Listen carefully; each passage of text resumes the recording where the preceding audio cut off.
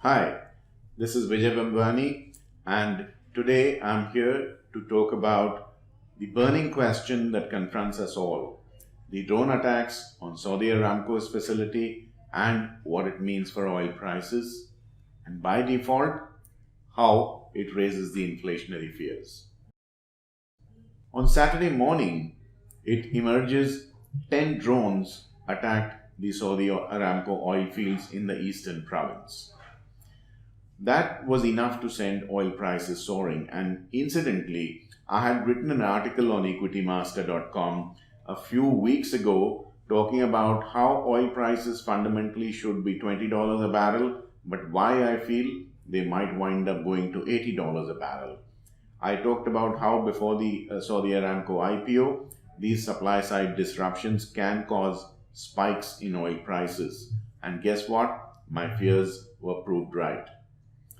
What it actually means is that supply side constraints, and the Saudi Arabian government has released a specific number to it, that their output would immediately fall by 5.7 million barrels a day, which is close to 5% of the global supply.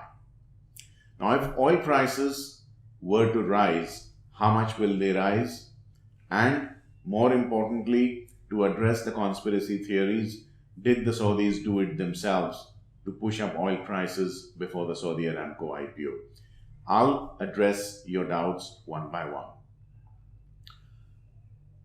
Question number one, how high can oil prices go up? My guess is if the supplies have been curtailed by approximately 5%, I doubt if oil prices will rise more than 10 to 15%. There's an outlier or a very off chance that oil prices will rise beyond 20% before falling back a little.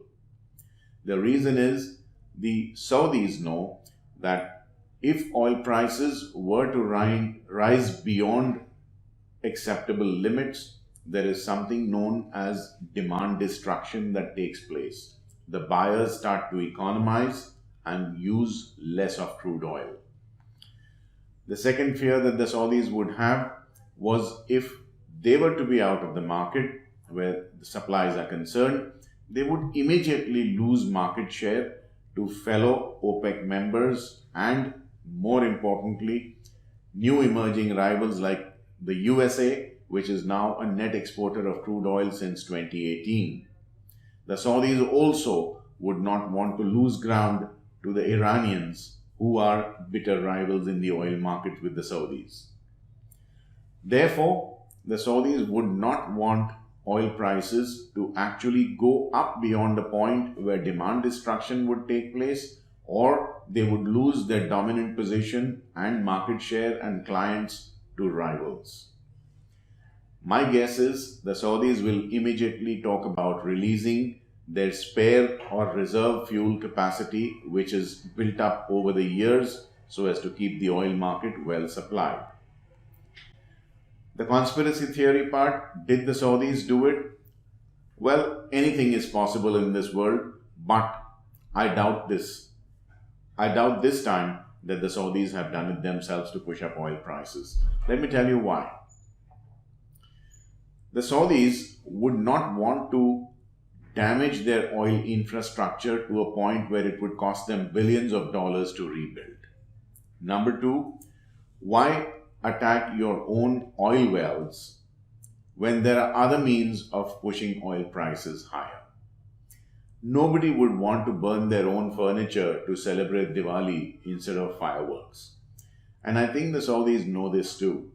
So my guess is there is a very small probability of this attack being engineered by the Saudis. Chances are, when the Saudis are claiming that it was hostile drones that attacked the oil wells, they might actually be right. Thirdly, the Upcake oil field is actually a depleting oil field with oil well head pressure actually falling and the Saudis having to resort to enhanced oil recovery techniques, or EOR, to basically pump oil from that oil well. The Houthi rebels have actually claimed responsibility for having bombed the Saudi oil fields, and not only that, they've also warned that fresh attacks are being planned. If you look at the weight of evidence available to us, empirically we've seen how the Houthi rebels out of Beirut bombed the Riyadh International Airport recently. So, drones being even more difficult to track on international radars have a greater probability of sneaking into Saudi airspace and conducting more such attacks.